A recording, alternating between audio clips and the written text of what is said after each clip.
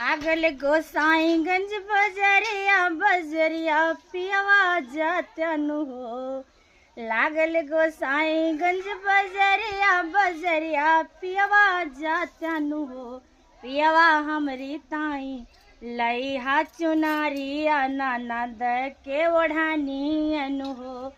पियवा हमरी ताई लई हा चुनारिया ननद के ओढ़ानी अनु हो। तू ही मोरी रनिया से रनिया झगरवा जिन मचावनु हो। तू ही मोरी रनिया से रनिया झगरवा जिन मचावनु हो।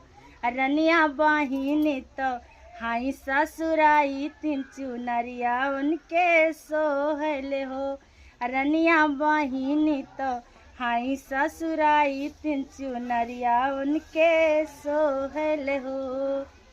लागल गोसाईगंज बजरिया बजरिया पियवा जातनु हो।